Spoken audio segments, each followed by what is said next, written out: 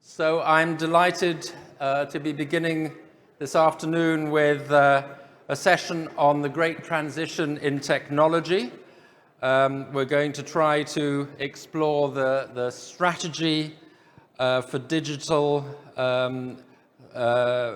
digitalization in Greece and look at AI and all the things that are going to be changing the world in the years ahead.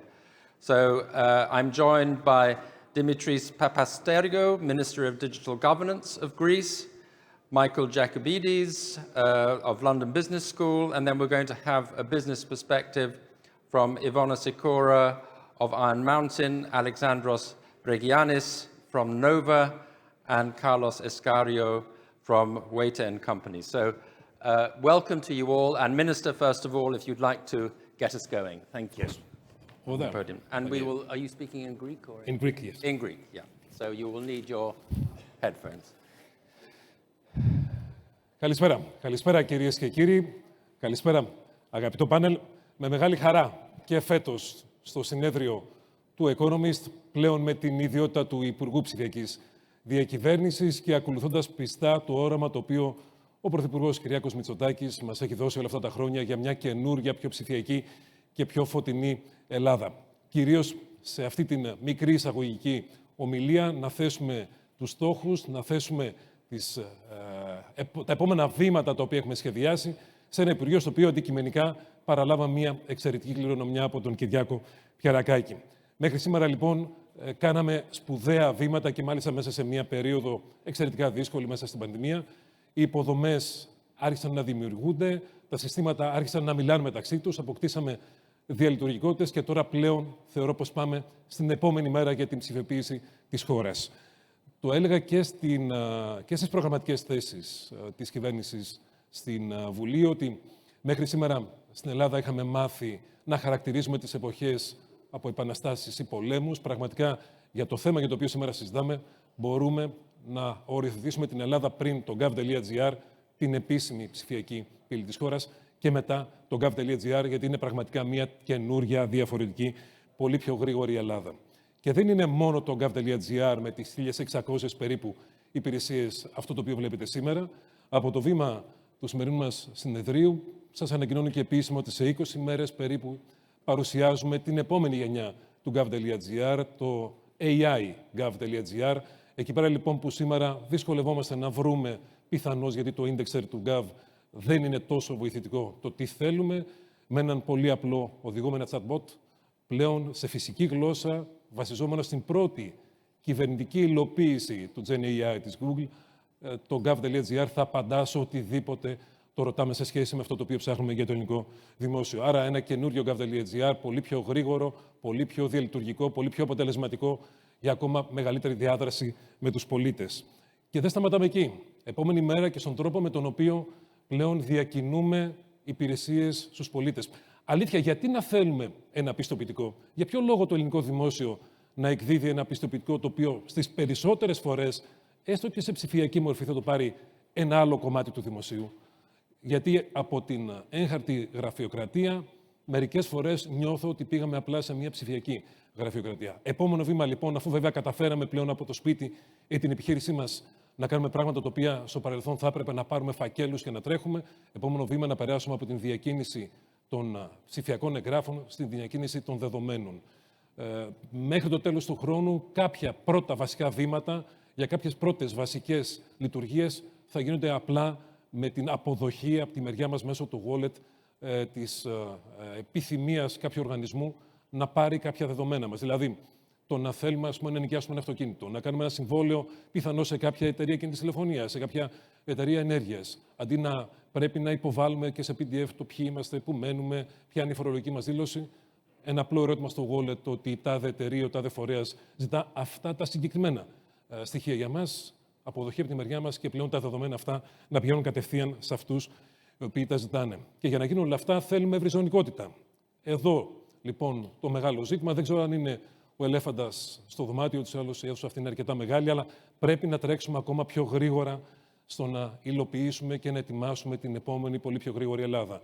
Δύο προγράμματα τα οποία βοηθάνε σε αυτό, Smart Readiness, το πρόγραμμα των voucher για τις πολυκατοικίες, για τα οικήματα, περίπου 120.000 οικήματα θα μπορούν πλέον με την πλατφόρμα που ήδη έχει ανοίξει να γίνουν πολύ πιο έξυπνα, με δομημένη καλωδισμένη οπτική ίνα για τα σπίτια αλλά και εγκαταστάσεις. Και έρχεται το Gigabit Voucher, έτσι ώστε να δώσουμε και παραπάνω κίνητρα στους ιδιοκτήτες να πάρουν ευρυζωνικές συνδέσεις. Όλα αυτά την ώρα που περπατάει επιτέλους, θα πω, και το UFBB, προκειμένου και σε επόμενες περιοχές εκτός κέντρου να δώσουμε οπτικές ίνες, και βέβαια με τη λύση που θα πρέπει πλέον να βρούμε για το θέμα του σύζευξης 2, το οποίο από το 2014 μέχρι σήμερα δεν θα πω ότι καρκινοβατεί, αλλά παρόλα αυτά δεν έχει βρει ακόμα το δρόμο του. Όλα αυτά θέλουν επίσης ασφάλεια.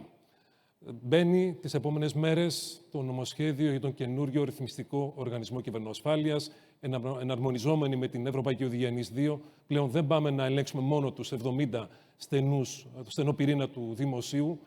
Πάμε σε 2.000 πλέον φορείς δημόσιου και ιδιωτικού τομέα και σε κρίσιμες υποδομές, προκειμένου με αυτόν τον νέο οργανισμό και σε συνεργασία και με τους φορείς που μέχρι σήμερα δουλεύανε πάνω σε αυτό, έτσι ώστε να έχουμε κοινές οδηγίες, κοινές αναβαθμίσεις, κοινή πληροφόρηση, πιστοποιήσεις αλλά και ελέγχους, προκειμένου όλοι να είμαστε και να νιώθουμε πιο ασφαλείς. Και όλα αυτά κλείνοντας, γιατί ένα περίγραμμα μόνο για την κουβέντα βάζουμε την ώρα αυτή, με όλα τα μεγάλα έργα πληροφορικής τα οποία τρέχουν και έχουν δρομολογηθεί, η ψηφιοποίηση της δικαιοσύνης, η οποία απονομή της και η καθυστέρησή της δρά αντιαναπτυξιακά όλα αυτά τα χρόνια στη χώρα, κάτι το οποίο το γνωρίζουμε πάρα πολύ καλά. Ψηφιοποίηση των ιατρικών φακέλων, έτσι ώστε ο καθένας μας από το My Health App να ξέρει πλέον να βλέπει τις εξετάσεις και ο γιατρός να μπορεί να παρακολουθεί από οπουδήποτε και να έχει πρόσβαση σε αυτές με την άδειά μας.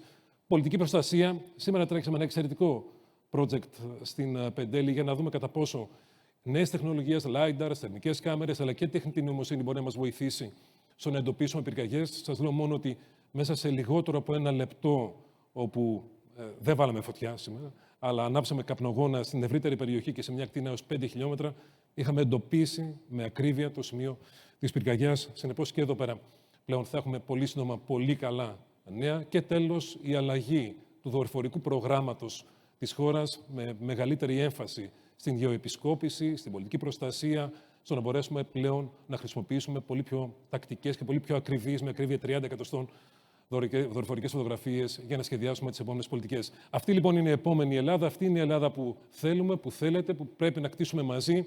Εδώ είναι το οικοσύστημα, γιατί το σημαντικό είναι πώς πάμε από ένα απλό σύστημα σε ένα οικοσύστημα. Το οικοσύστημα της πληροφορικής είναι σε μεγάλο βαθμό εδώ πέρα. Διάθεση υπάρχει, ακολουθώντας το όραμα και το σχεδιασμό που η κυβέρνηση μας έχει. Σας ευχαριστώ πάρα πολύ.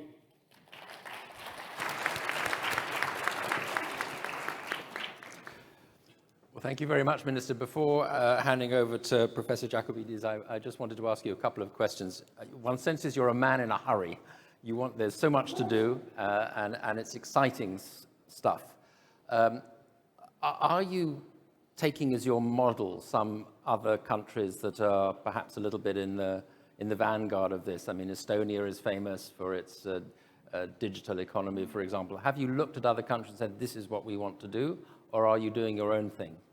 Δεν είναι εύκολο να ακολουθήσουμε το μοντέλο μίας μόνο χώρας, γιατί δεν είναι όλες οι χώρες το ίδιο. Η Εστονία όντως είναι ένα λαμπρό παράδειγμα σε μια χώρα η οποία ξεκινήσει από το μηδέν και μάλλον αυτό τη βοήθησε να τα κάνει όλα πολύ πιο γρήγορα, σε αντίθεση με την Ελλάδα, στην οποία είχαν ξεκινήσει κάποιες ήδη πολιτικές, οι οποίες μάλλον μας δυσκόλεψαν. Το γεγονός, για παράδειγμα, ότι πολλοί φορείς του δημοσίου δουλεύανε με συστήματα σιλό χωρίς να διαλειτουργούν τα συστήματά τους, μάλλον μας δημιούργησε πολλά προβλήματα. Αυτό το οποίο έλυσε ο κ. Πυρακάκης, η προηγούμενη διοίκηση του Υπουργείου Ψηφικής Διακυβέρνησης. Συνεπώς, αυτό το οποίο κοιτάμε είναι να πάρουμε σωστές και αποτελεσματικές πρακτικές από διάφορες χώρες.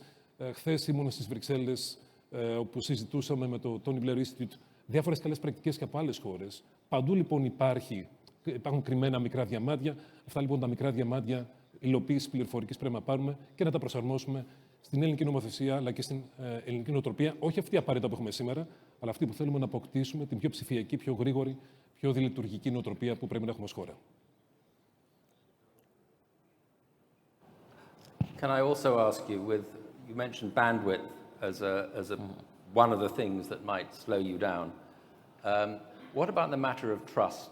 Because for all the things that you're describing, the trust of the consumer is absolutely vital. You mentioned cybersecurity as an important dimension of this. How trusting at the moment, or what is the level of trust in Greece in this sort of service?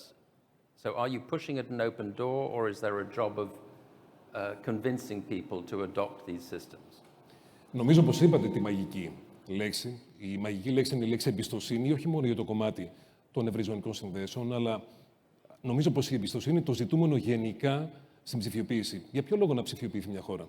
Σίγουρα για να γλιτώνει χρόνο από τους πολίτες οι οποίοι περιμένουν στις αγορές. Το σημαντικό όμως είναι η εμπιστοσύνη, η οποία δομείται από ένα κράτος το οποίο αντιλαμβάνεται τα κελεύσματα, αντιλαμβάνεται τις προκλήσεις των εποχών και έρχεται πλέον να δώσει πιο γρήγορες υπηρεσίες και πιο διάφανες, γιατί είναι και θέμα διαφάνειας η ψηφιοποίηση στους πολίτες. Στο κομμάτι των επικοινωνιών, η Ελλάδα είναι μια χώρα που έχει πολύ καλές, κατά την άποψή μου, ασύρματες επικοινωνίες. Είμαστε μάλλον πιο γρήγοροι στα ασύρματα δίκτυά μας από ό,τι στα σταθερά, αλλά δεν πρέπει να παραβλέπουμε και τον παράγοντα γεωμορφολογίας της χώρας. Μια χώρα με εκατοντάδες μικρά νησιά, με πολλά βουνά και αρκετές περιοχές και χωριά πάνω στα βουνά. Γι' αυτό λοιπόν πάμε και με το UFPB να καλύψουμε ακόμα περισσότερες περιοχές, διότι όντως, ειδικά έξω από τα αστικά κέντρα και στην περιοχή μου, στη Θεσσαλία, στα βουνά από τα οποία κατάγομαι, υπάρχει ακόμα το αίτημα για ακόμα καλύτερες ταχύτητες, οι οποίες θα δράσουν επίσης αναπτυξιακά για ανθρώπους οι οποίοι θα θέλουν να πάνε και να εγκατασταθούν σε περιφερειακές περιοχές, αρκεί να μπορούν να έχουν τα βασικά. Και ένα από τα βασικά πλέον, μαζί με το νερό και το ρεύμα, είναι και η ευρυζωνικότητα. Very good. Well, it's nice, actually, this afternoon, later on this afternoon, we're going to hear from your young entrepreneurial technology winners, and it's interesting that they come not from Athens, but from the north of the country. So clearly there's a lot of potential around the country as well to take part in this sphere. Michael, do you want to give your perspective on the business and AI, and also perhaps on what you just heard? Well, I'm complimenting Dimitris because this is not about the infrastructure, which is absolutely needed, especially in a country like Greece, but what is the impact of AI? So let me try to suggest the different ways in which it impacts. And I'm going to give you an example that's familiar to me, London Business School. So how do we think about that? Well, the way that we would think about it is, I'd say, 3 levels. The first thing is what AI does in terms of changing your operations. Why is things like ChatGPT important? Because if you put ChatGPT, it will ace most of the standardized tests. Now, for academic institutions, that's serious. You need to rethink how you evaluate people to come in, how you evaluate people as they are in the courses, because your assessment methodology must change, and you need to rethink the very simple operations. For the example of organizations, that means that you simply start using things like ChatGPT or Claude or whatever you want to use to see how it can be inserted in your operations. The second, and here's where it starts being more interesting, is when you start looking at how things like AI require you to develop new skills. In a world of AI, what does a London Business School graduate operate with? We're not going to say, no, we're not going to have you access. It's the exact opposite. We're using ChatGPT in order to support and enhance both the experience of how people learn, and then say, what is it that we need to start developing as the critical faculties of the people who will interact with AI in order to be able to add value. And I think that for a number of organizations, this goes even deeper because it starts going existential. And it starts going, the question is, what is the function of an academic institution in a world of AI? What is the function of people who are in a profession? People who have managed information processing, such as in the healthcare sector or any other sector that makes assessments and professional judgments, where you can have an AI system substitute that. And that will then start having us as society, not just organization, rethink the way that we look at the value add. That's just the 3 different levels in which we operate, and it shouldn't just be the first. Next thing, how do we use it? And that's the trap that we have seen people in organizations in terms of AI. The CEO of Turnitin in a panel 3-4 weeks ago said, well, you know, what I have found out is that in about 5 years, because of ChatGPT, I will need 20% of the engineers that I have, and they all will come from high school, no need to bother with university. Now, of course, there were audible gasps from the audience, and it is true that a number of professions may be under severe pressure, but I think that that suggests the initial way in which people are thinking about it, which is using AI as a substitute to the labor that you have.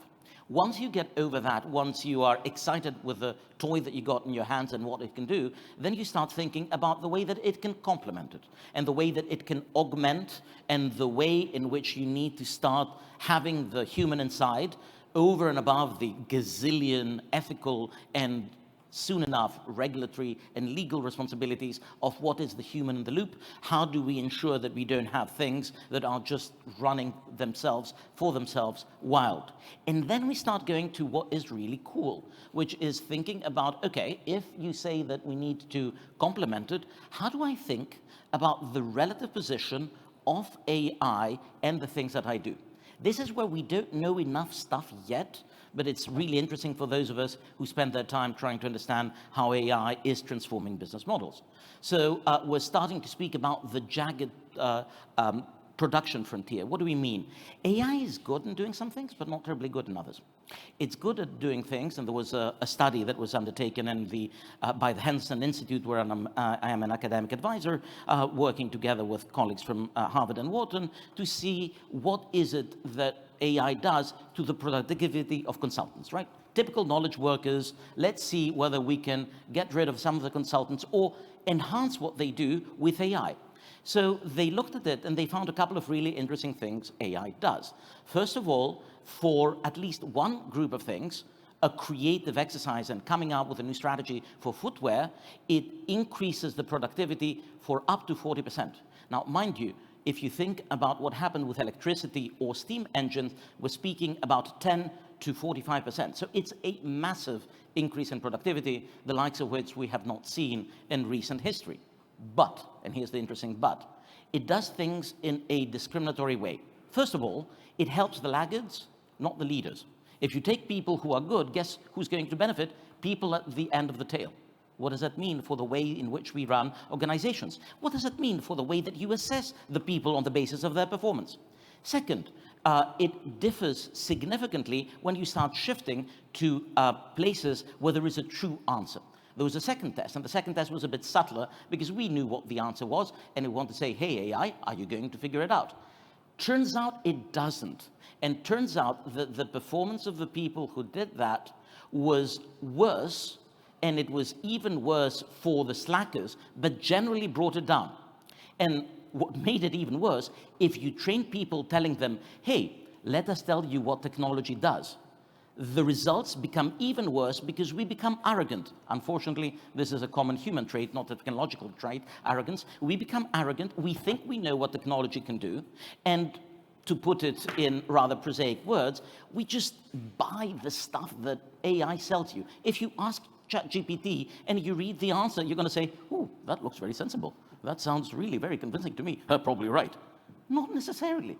And this is the interesting thing. We are at a place where it is a little difficult to be able to sort out between the stuff that is where things like ChatGPT help you, the stuff where it brings you back, and most of the work that's happening right now is to be able to sort it out. So what's the bottom line? Hugely important, absolutely, requires guardrails, but also involvement of human in the loop.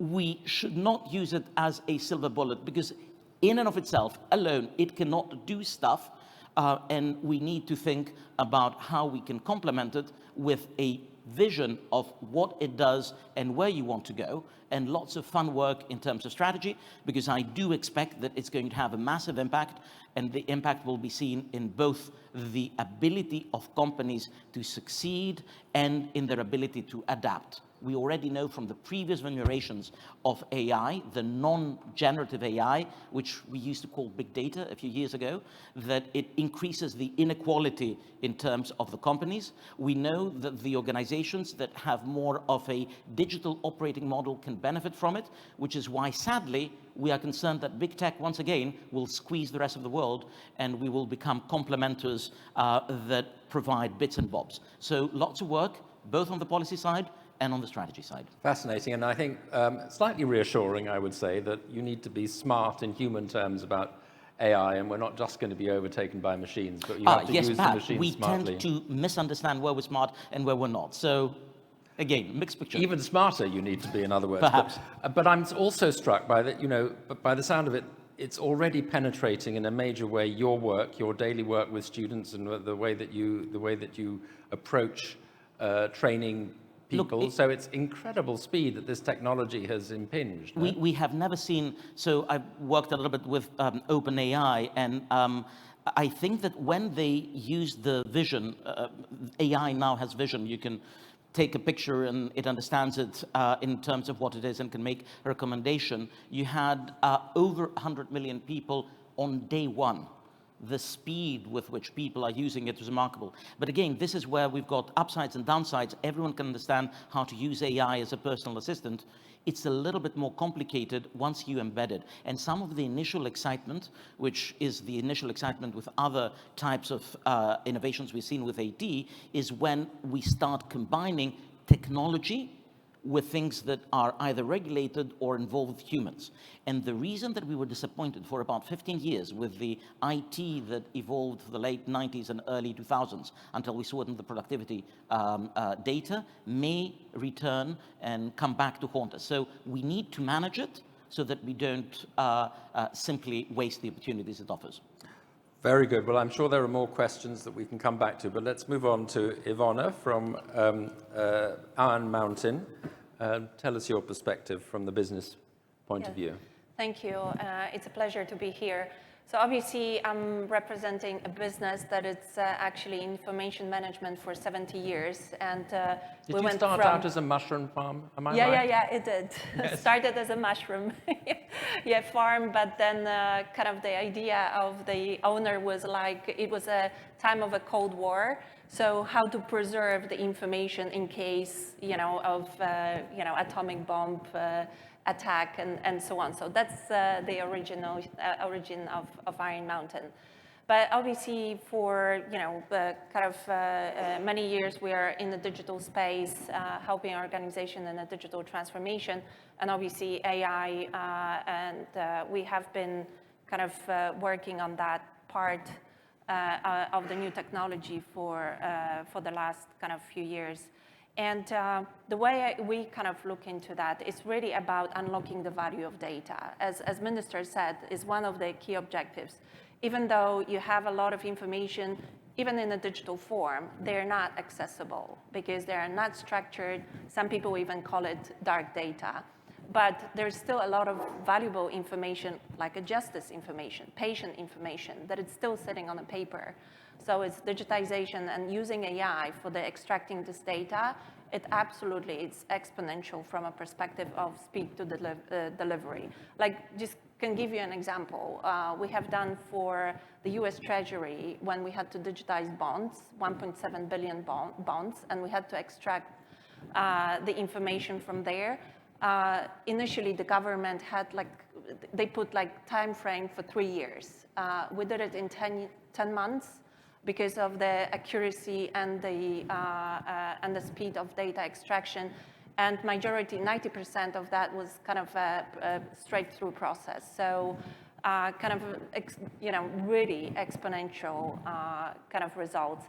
The other thing that the AI can help is really driving analytics. So once you organize the data and structure, the next thing, what you get out of that data.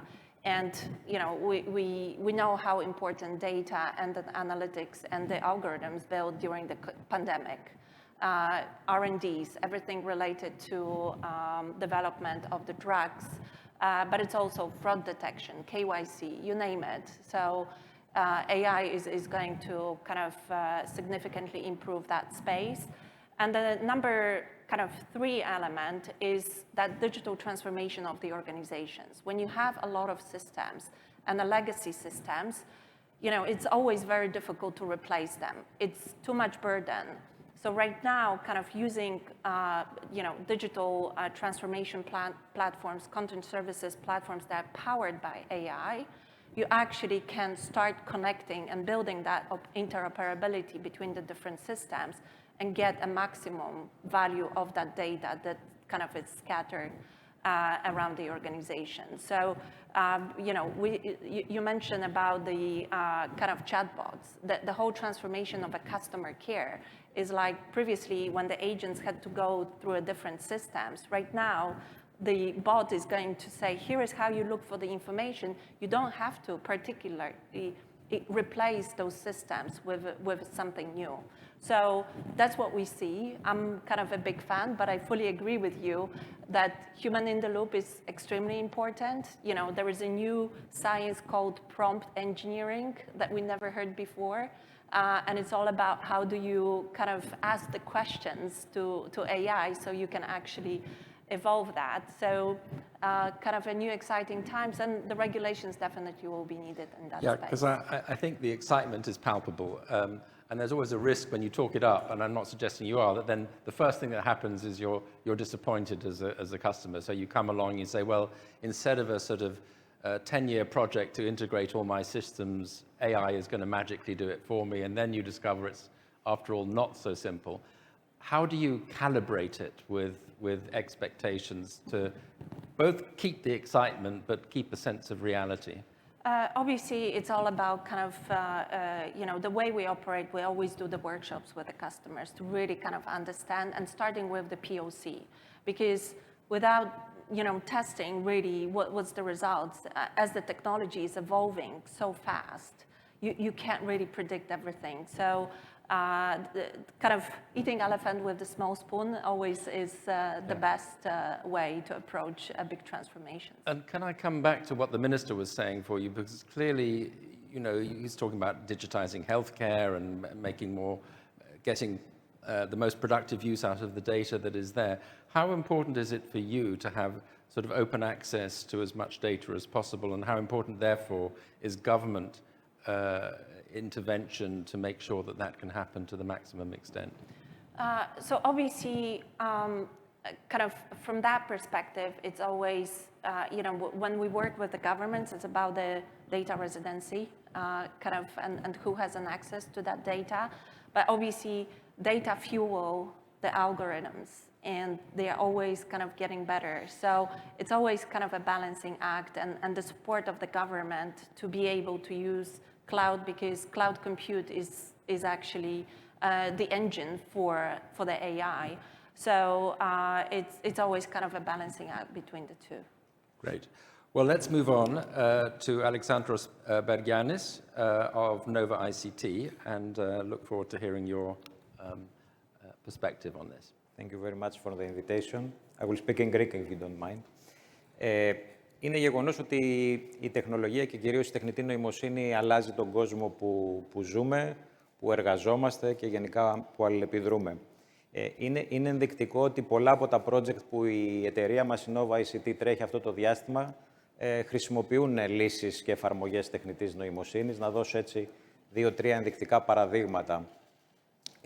Κάνουμε πολλά έργα εδώ με την Iron Mountain στον χώρο της ψηφιοποίησης. Έργα τα οποία ουσιαστικά θέλουν να ψηφιοποιήσουν το χαρτί του δημοσίου, τις πολεοδομίες μας, το κτηματολόγιο, άλλες δομές του δημοσίου, για να εξάγουν χρήσιμη πληροφορία και να μπορέσουμε μετά να την δώσουμε ως υπηρεσία στον πολίτη. Αν βασιζόμασταν μόνο στον ανθρώπινο παράγοντα, θα έπρεπε να φτιάξουμε μερικούς στρατούς από εργαζόμενους που θα κάνανε scanning και data entry. Τώρα με την τεχνητή νοημοσύνη και τα λογισμικά που υπάρχουν, έχουμε ξεκινήσει να κάνουμε optimize τις διαδικασίες, να τις αυτοματοποιούμε και έτσι να μπορούμε να καταφέρουμε πολύ πιο γρήγορα και οικονομικά να ψηφιοποιήσουμε όλο αυτόν τον όγκο του δημοσίου. Μια δεύτερη περιοχή, πολύ ενδιαφέρουσα επίσης, νομίζω είναι και ο χώρος της πολιτικής προστασίας, όπως ανέφερε και ο Υπουργός.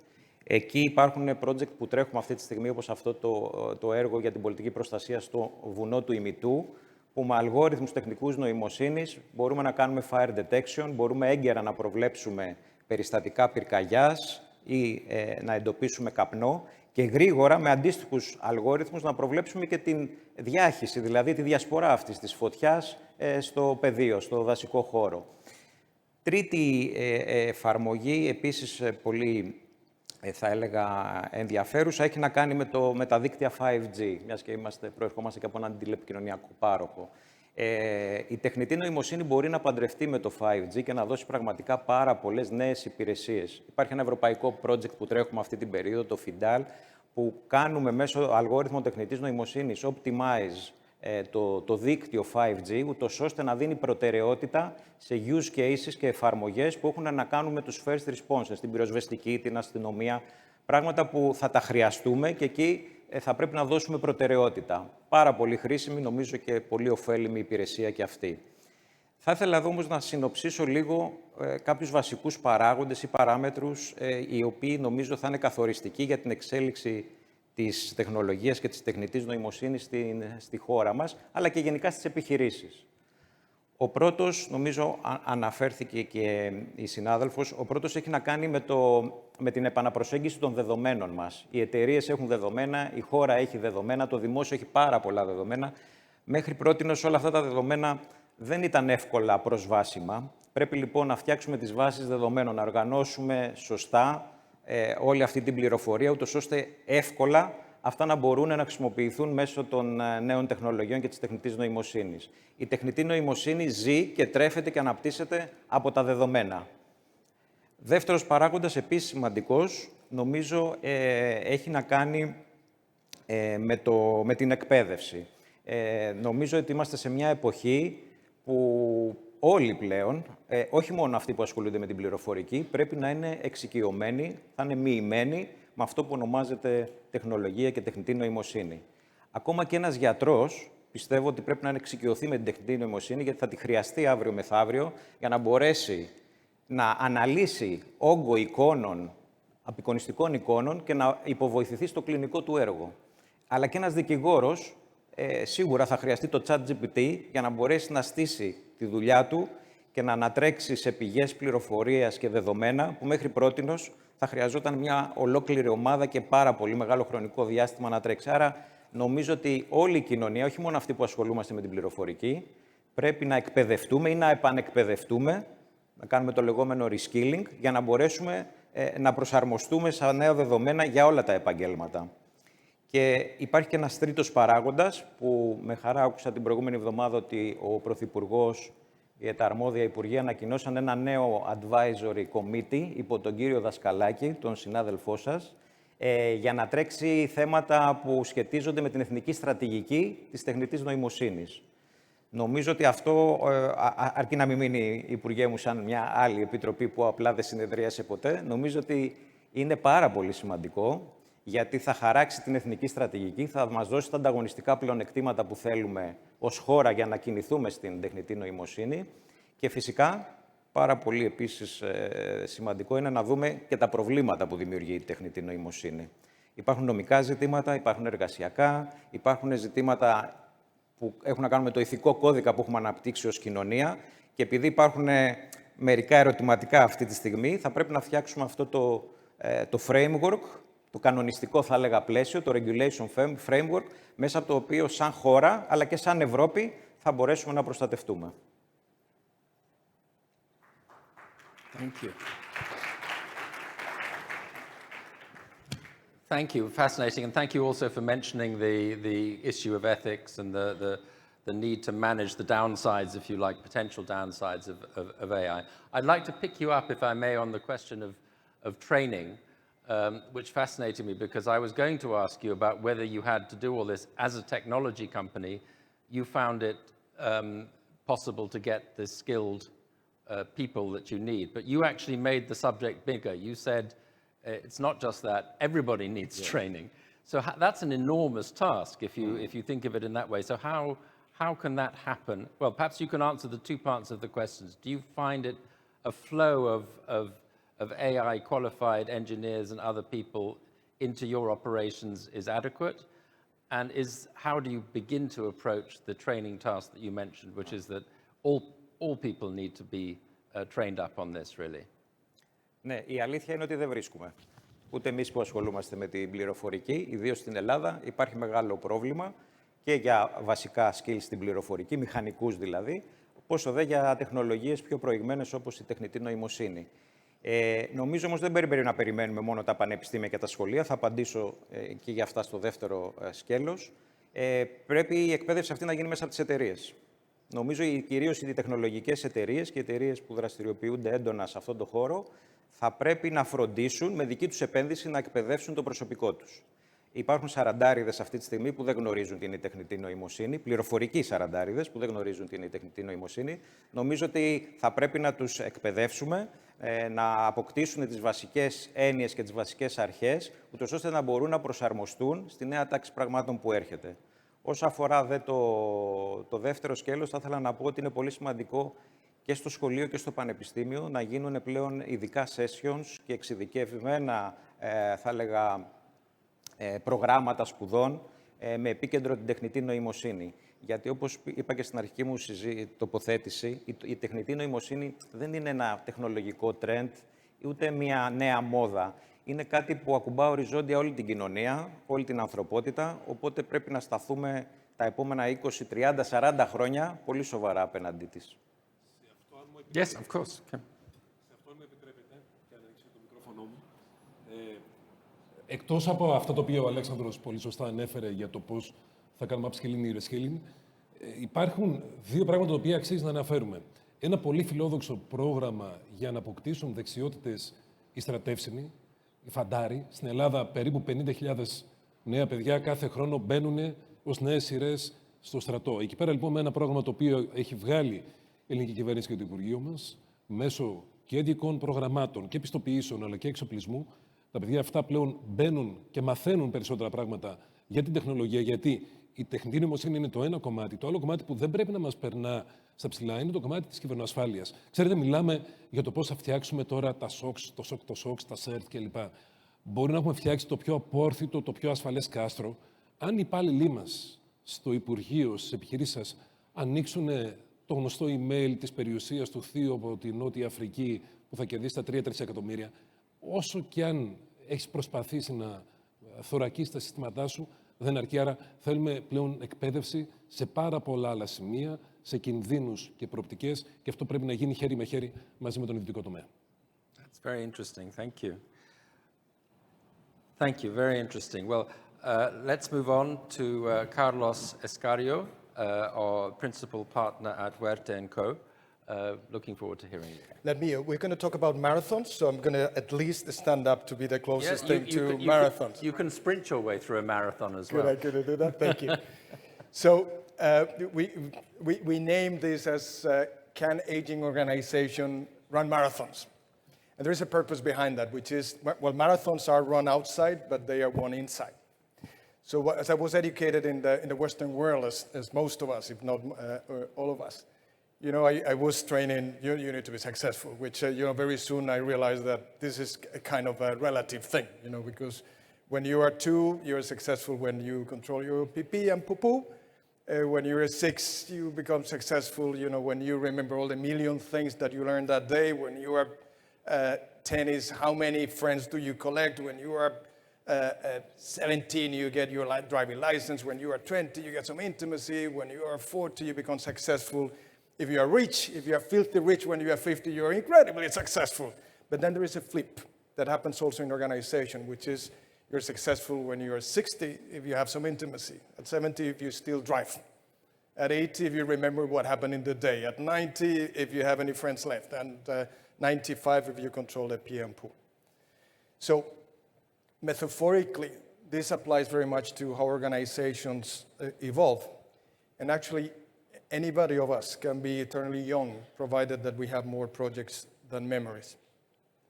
So, consider this, which is the average life expectancy of a woman in the EU. Now it's 83 years. For a man, it's 79. And if you ask that question for organizations, if you ask that question, you don't get a specific number on an age. But the South Korean Central Bank conducted a research, and only 5,546 companies are older than 200 years. So this is like a flip side to that question, which is the probabilities to live longer And I'm going to connect that now with technology in a second. To live longer are rather small if we use this type of, or this specific research. Now the question is that they were trying to look for what is the essence that if I squeeze that essence, I can pass it on to other organizations. And what struck me was that technology wasn't there. So to me, that was like, wow, there's something here to pull a little bit more, at least if we consider aging companies from that standpoint. So can we measure how old is an organization? And the answer is yes, if we embrace perspective, which is if you take like 2 thermometers, one of them is flexibility, the second one is control. Let me use them again metaphorically. Remember, if you can picture a baby, you know how flexible is a baby when it's born. You know, it's physically and mentally totally open, so super flexible. But as life goes, you know, eventually when you face the final of your journey, you become mentally rigid and physically stiff, right? Organizations do the same. Now let's think about control.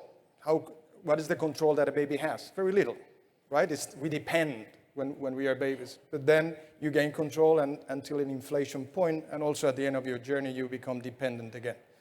So those patterns also are followed by organizations from when they are young to when they become matured, when they age, when they die. So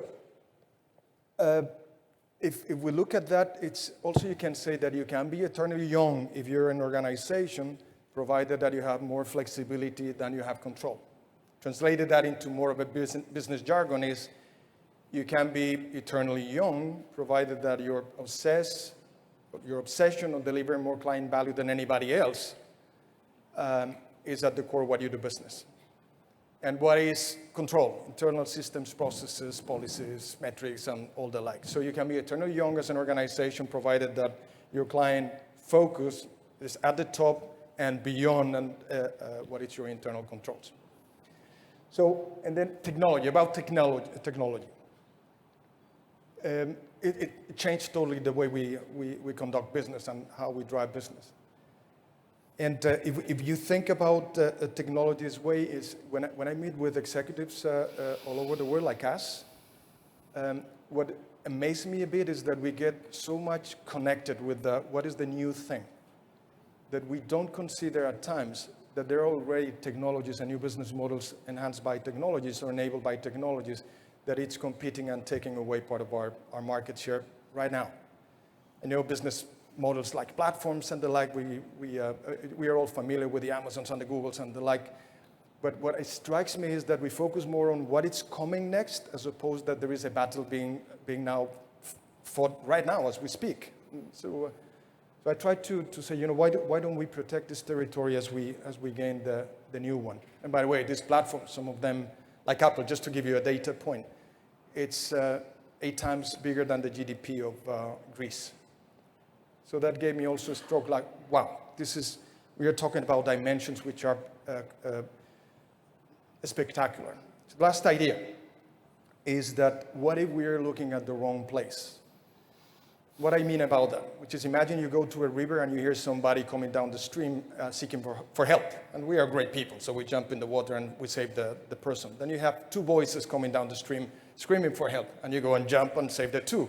And then it's 3 voices, and then 4 voices, and you keep jumping and taking people off the river. And when you're about to launch for the last time, you see from the corner of the eye that there is a bridge.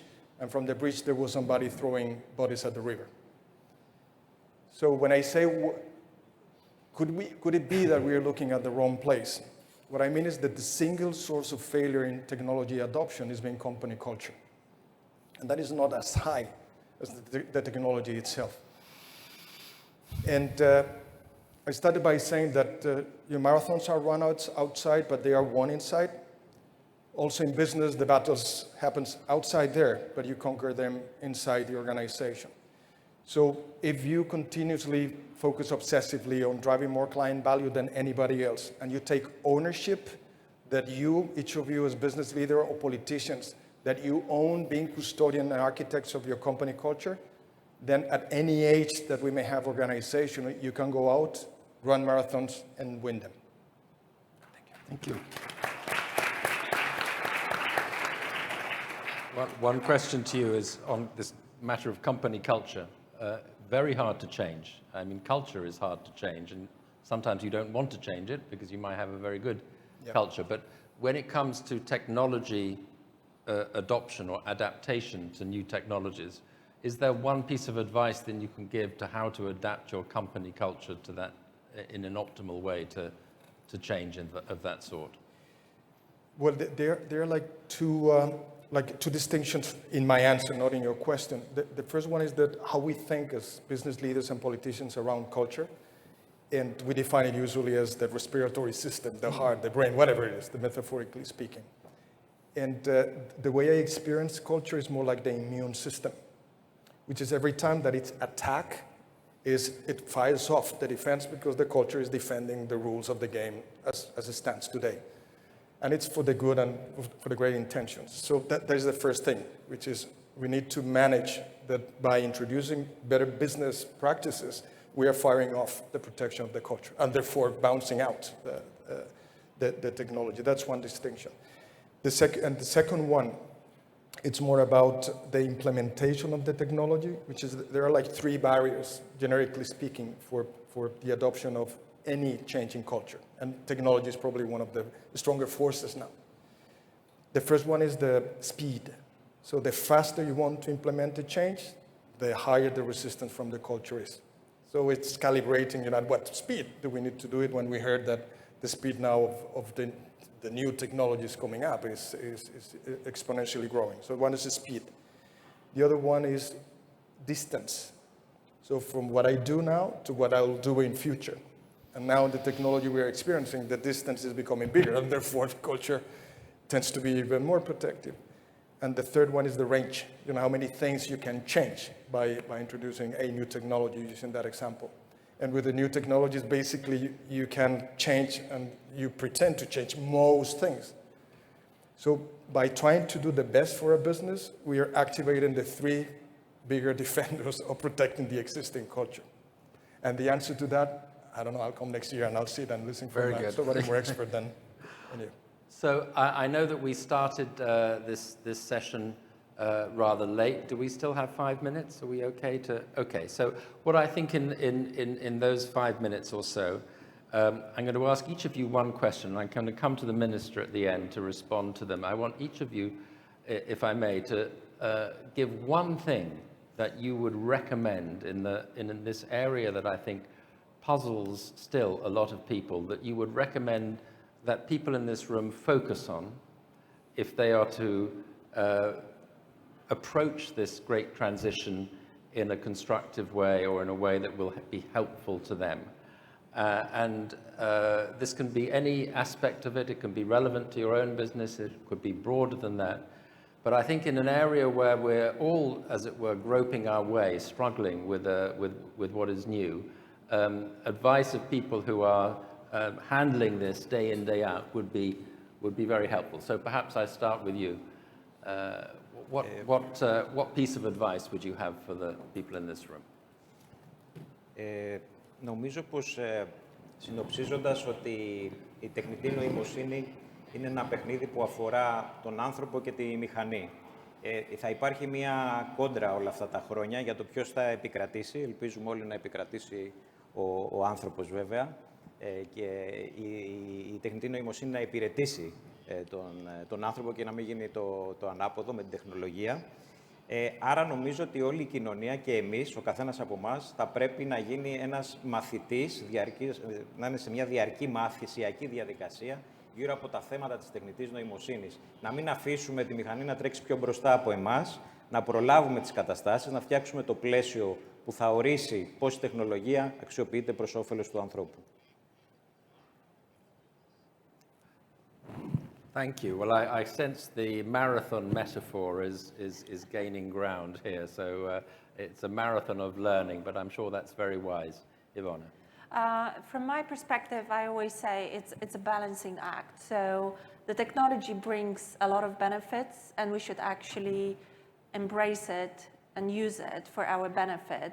But there is also kind of this aspect for what, and what do you want that technology to actually do?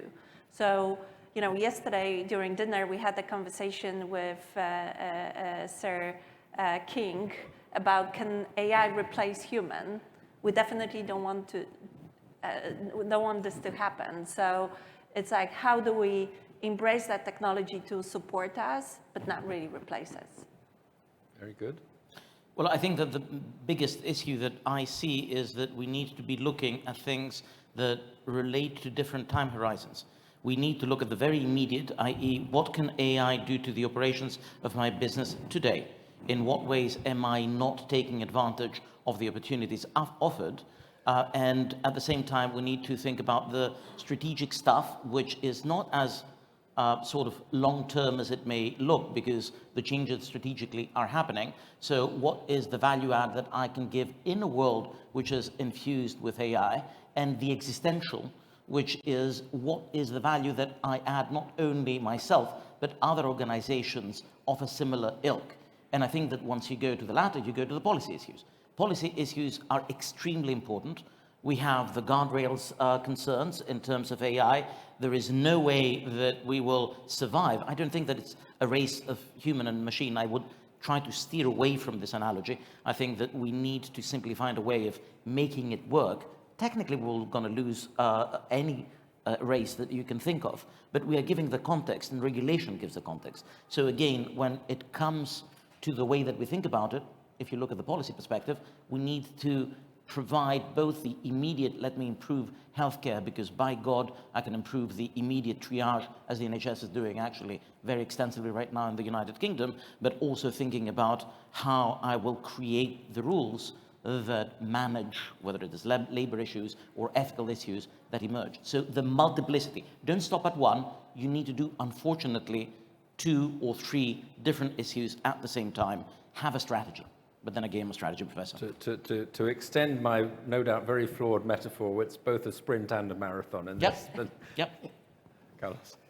Well, it's not an advice, but it's more a reflection that I apply to myself, which is the fact that we are all in this room means that we survive every battle that business launch at us, and probably life as well.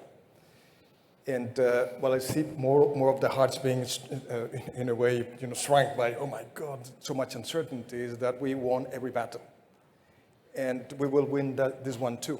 So the only piece of advice is for us to remember that the only reason why a business exists is to create the first customer and keep it. The only one. Then the rest evolves, but this is the only one. So bringing that thought back into the central, what will we do? What can we do with the technology? How can we serve better? And the like can be a source of energy, so to speak, and great thinking. Think of the raison d'être. And then we run a marathon. Okay. Minister, the last word to you. Η τελευταία λέξη νομίζω πως πρέπει να είναι το ότι θα πρέπει στο μυαλό μας να συνεχίζουμε να σκεφτόμαστε ότι δημιουργούμε συστήματα, εφαρμογές ή πολιτικές για ανθρώπους. Θα πρέπει λοιπόν να είμαστε πάρα πολύ γρήγοροι, με πάρα πολύ γρήγορα αντανακλαστικά. Άρα ένα πρώτο α στα ελληνικά, στα αγγλικά, είναι το να είμαστε γρήγοροι στο να μπορούμε να προλάβουμε καταστάσεις οι οποίες έρχονται και πάντα η τεχνολογία τρέχει πολύ πιο γρήγορα από εμάς. Και είναι και λίγο εγωίστρια, οπότε θέλει να αυτοαναδεικνύεται. Το δεύτερο, να είμαστε αποτελεσματικοί. Γιατί επίσης πάρα πολλές φορές εντυπωσιαζόμαστε από αυτά τα οποία η τεχνολογία μπορεί να κάνει. Wow, κοίτα τι μου απάντησε το ChatGPT. Και δεν βλέπουμε λίγο τελικά αυτό πώς αλληλεπιδρά με την κοινωνία. Αν παρόλα αυτά τις δύο αυτές έννοιες της αποτελεσματικότητας και των αντανακλαστικών θα οδηγήσουμε στο σωστό πλαίσιο για τον άνθρωπο, άρα τεχνολογία για τον άνθρωπο, νομίζω πως θα έχουμε πετύχει το μέγιστο, θα έχουμε πετύχει νομίζω αυτό για το οποίο σήμερα βρισκόμαστε τουλάχιστον εμείς στην κυβέρνηση και στο Υπουργείο, για να μπορέσουμε λοιπόν να φέρουμε τεχνολογία στα μέτρα του ανθρώπου. Thank you very much. Well, I take from this that, first of all, there's no running away from it, to use the running metaphor. It's here now, and it's here for the long term, and we need to grasp that. But I do emerge from this conversation rather encouraged that there's a lot that we can do. We have agency in a lot of this as human beings in the process. And indeed, that's very necessary, and we all need to get up to speed. So my final conclusion is that this is very definitely a theme that we're going to be handling, attacking, and trying to puzzle our way through it in future versions of this conference, we'll have updates on the same theme, and I look forward to seeing how it evolves over the years. But thank you very much, all of the panelists, for giving us a lot of insight today. Thank you.